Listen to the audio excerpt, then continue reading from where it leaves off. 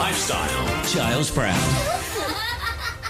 Yes, indeed. Right then, all things being equal, going to be talking about the great Ken Dodd after this. This is Frank Bruno. You listen to Charles Brown on TRE. Thank you, Frank. Yes, indeed. More than our share of happiness. And I just wanted to say that when your guest says, I'm talking to Selena, and I've had my hair done specially, obviously. I'm put on my most attractive outfit, but I'm delighted to be joined by Tony Nicholson, of course, who worked with Ken when he was at the absolute height of his powers, talking all about the new Ken Dodd Happiness Show, the Lost DVD. Tony, good afternoon to you. Good afternoon to you, Giles. How are you? Well, I'm sorry for surprising you like that, by the way. I mean, I'm sure that you had your hair done especially to talk to Selena as well. I did, but it's lovely to talk to you. It is indeed. For those who don't know, explain a little bit about your relationship with the great Sir Ken. Well, I did work with him in the late 80s. I did a BBC TV comedy panel game with him. So I got to know him quite well, but then lost touch. But I was always a fan. I'd been a fan from the age of 8. And when he sadly died 7 years ago, I made a documentary for BBC Two all about his life and career, became friends with his widow, Lady Anne, and together we wrote a book about his life, which had never really been told properly before. And can I just say that I was sort of channel surfing a couple of years ago, and I caught that documentary, and I thought I knew Ken Dodd, but it was absolutely spellbinding about how much passion and how caring and the professionalism and the way that people spoke with him. It was a really, and I'm not just blowing smoke up your tickling stick, but it was just a really sort of eye-opening and warm documentary. Thank you. Yes, and it was a labour of love to make. But you're right that Ken was an absolute master. He studied comedy. He worked so hard at his act. I don't think there's another comedian like him for that. And the other thing is because people will think, okay, they will remember him, on TV shows, on his performances on TV. But as your documentary showed as well, it was on stage that he came alive. It's all about the connection he had with an audience, and he wasn't just talking at them; he was talking with them, wasn't he? He said it was a double act. He said it's me and the audience, and he was so comfortable on stage.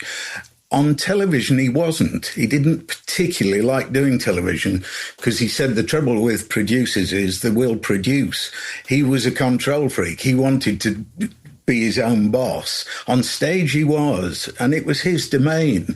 And he was brilliant on stage. I always thought he was much better on stage than TV. I mean, because you hear about these old-time performers that have grown up in that sort of, almost going back to the Victorian music hall sort of tradition, which Ken sort of clicked into as well. But how often was he constantly touring? Were live shows his life, as it were? Absolutely, they were. And right up until he did tour, non-stop, really. And he was still touring when he was 90. He'd had to do less shows and slightly shorter shows, but not very much shorter. And he was working literally till just a couple of months before he died. He was still on stage.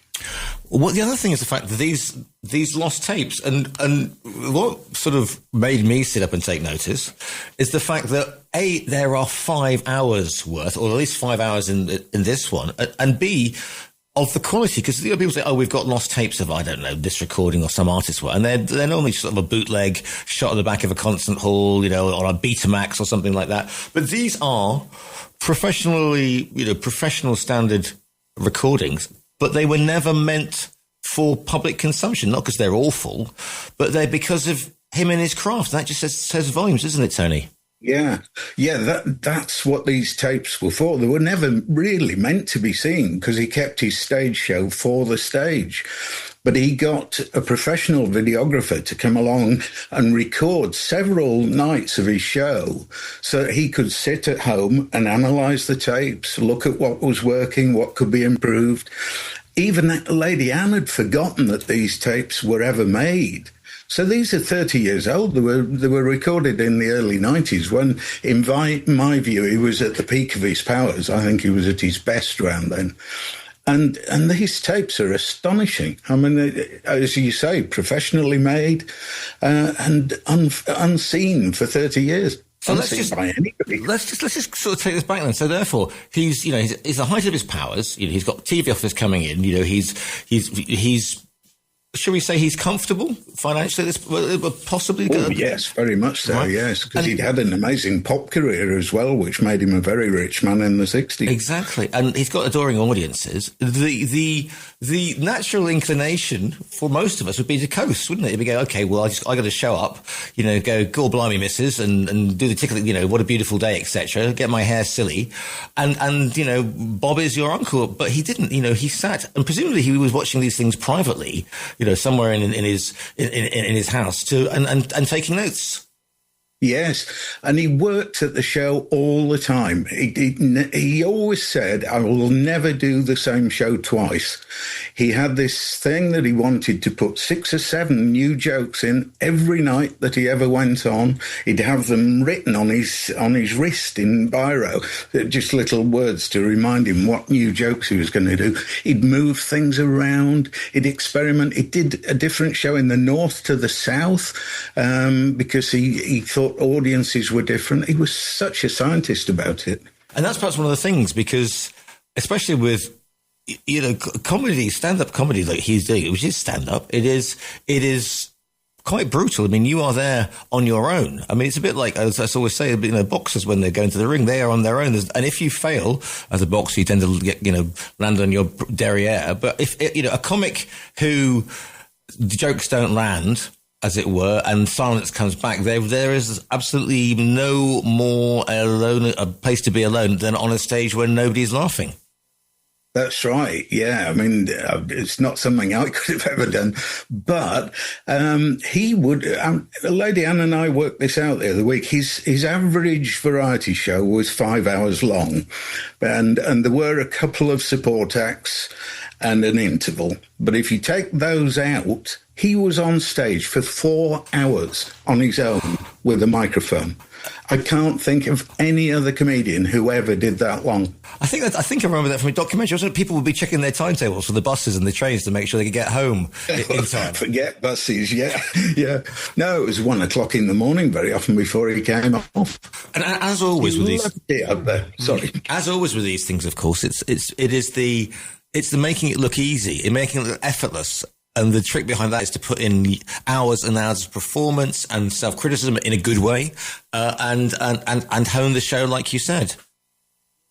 Yes, and he is so comfortable on stage, and that's what you can see in the DVD, because in the audience, you were sitting right at the back, maybe, or, you know, quite a distance from the stage. Here we've got close-ups. You can see how comfortable and how at ease he is on stage, and you can just admire the technique. As a television producer, I can just sit and marvel at his technique. He's very, very special. And that's perhaps one of the things about why I didn't like doing television so much, because, you know, he is in the, as tennis players would say, he's in the zone. You know, he knows every ball's gonna, you know, land where he needs it to. He's gonna be able to return every backhand, and he's just comfortable. And when you're in that sweet spot, you can keep going for that period of time.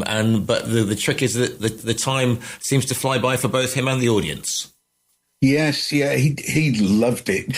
And he would talk about the audience rocking with laughter, literally rocking, that he could see them coming towards him as they doubled forward with laughter. And he said that was just the most amazing feeling in the world. So you said that these tapes had been missing, but weren't even. These are VHS, Betamax, 16mm. I mean, what format are they in? They were recorded on an old format, but it was a professional one called Beta, not Betamax. Right. But they've now been digitized into computer, you know, MP4 files, which is what I was working with. And what we've managed to do from various nights and various locations is piece the best bits together that were shot the best and Ken was at his best to make it appear as though you're watching his whole show.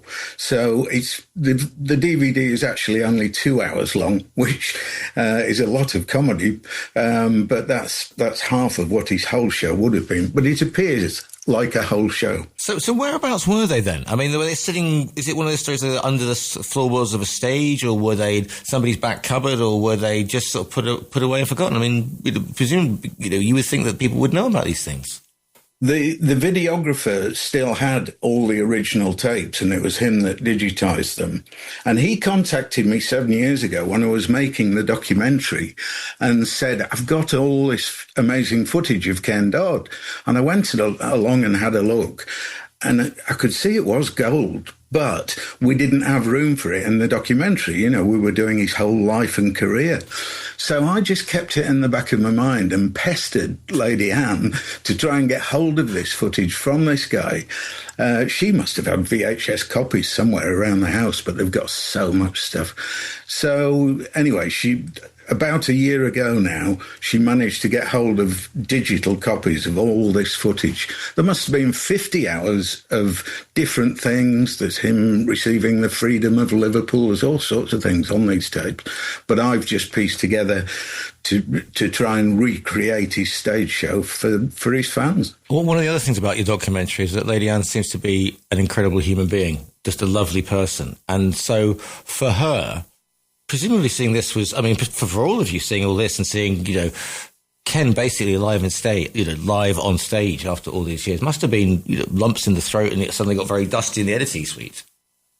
Absolutely, and she does find it all very emotional, and it's lovely to have this because he wouldn't really let his stage act be seen on television. So this is first, that for those that never did get to see him live, this is the next best thing.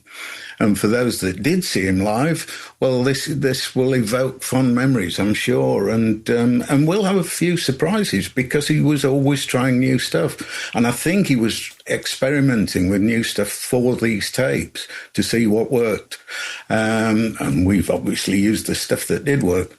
But Lady Anne, yes, I mean, she's thrilled that we've now put together his stage act for posterity, if you like. It's a piece of entertainment history. Yeah, because of all those, I was a kid in the 70s, so it was all, Notty Ash and the Diddy Men and all that. He was a staple of my childhood growing up. But for any aspiring comic, and people go, oh well, that was then. But Ken Dodd wasn't Bernard Manning. He didn't do those sort of jokes. I mean, he was a man who cared deeply about other people. He was, and this is the word that he didn't use back then. But he was empathetic. He got people in a lovely way. It wasn't the comedy of the cruel, and it wasn't the comedy of the confrontational, was it? No, he was actually a very religious man, so he would only do positive comedy. He wouldn't do anything that knocked people. He wouldn't do satire. And you're right that other comedians admired him, and he was very supportive of other comedians. But people today, Dara O'Brien was a big fan, Tim Vine was a big fan, Jimmy Carr apparently was a big fan, and Lee Mack certainly was. So, yeah, and he didn't do the racist, sexist stuff. He never did. And his stuff does, stand the test of time. His tax routine is still funny now because we all know about the taxman. We all know that battle. Yes, indeed. And for those of us living in Spain, of course, it's got extra resonance. When is it out already? When's it actually going to go out? Has there been a sort of It's out now. It's available on Amazon and from the distributor who are gianbooks.co.uk. my book publisher, Great Northern Books, that is.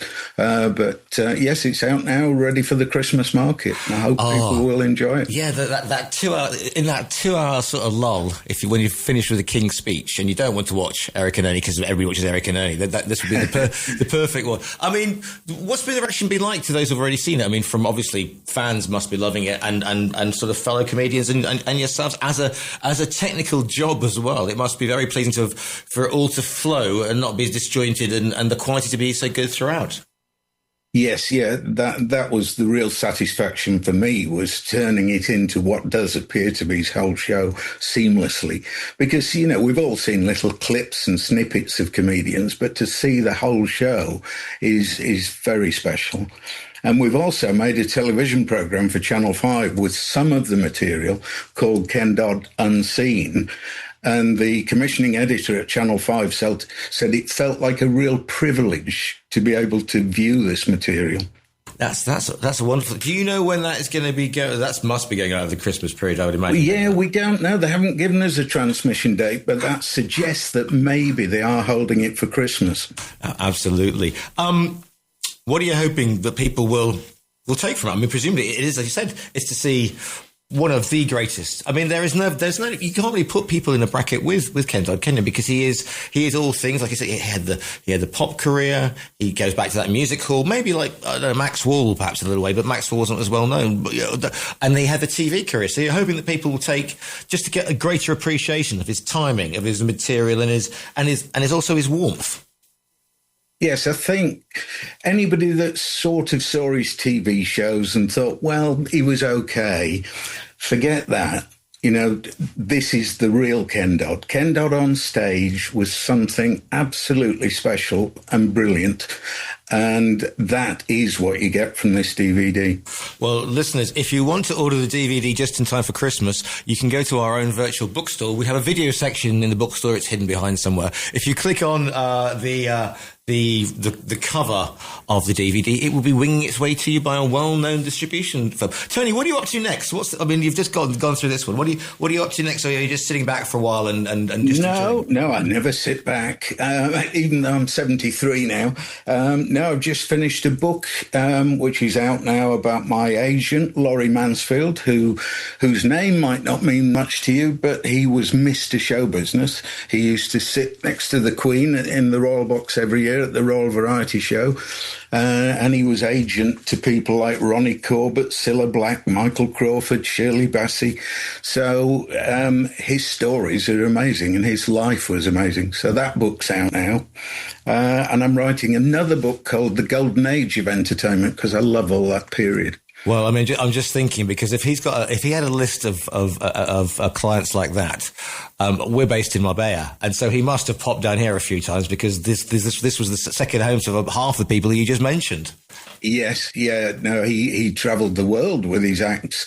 With Cleo Lane, he travelled to Las Vegas and Hollywood, so, yeah, no, he's had an amazing career. He was the agent for Ronnie Corbett, but at the same time, he was the agent for Cleo Lane, who we've just lost. That's a huge church. I know. He was also agent for Basil Brush. Boom, boom. Yeah. And Tommy Steele and Mike Yarwood and Cannonball, and blimey. Andrew Lloyd Webber. Talk about a varied list of clients. Well, listen. Yeah, no, he was incredible. Tony, do you have a website yourself? I mean, I'm not saying you TikTok for the kids, but I mean... I've got a Twitter. That's about as good as I get, really. Right. I've got a big appearance on IMDb, which is the database for all the information about television and film, because of my career. But no, I don't actually have a website. Perhaps I should. Yeah, perhaps you should. But then again, it's a cold and strange world out there, Tony. I tell you, when you live on social media, not just media. Listen, it's been absolutely wonderful to speak to you. Two things. One, thank you for talking to us today. Or three things. Two, thank you for talking to. Thank you for putting this, some of Ken Dodd's unseen footage together. And three, listen to. If you haven't seen the Ken Dodd documentary, it really is a watch. I mean, it absolutely opened my eyes to I knew of Ken Dodd, but I didn't know about his generosity and also Lady Anne, who was an absolutely wonderful human being. But if you want to check it out, listeners, go to the TRE bookstore. It is, of course, the Ken Dodd Happiness Show, the Lost DVD. It's been lovingly curated by our guest today, Tony Nicholson. Tony, thank you so much for your time today. Thank you, Giles. It's been lovely talking to you.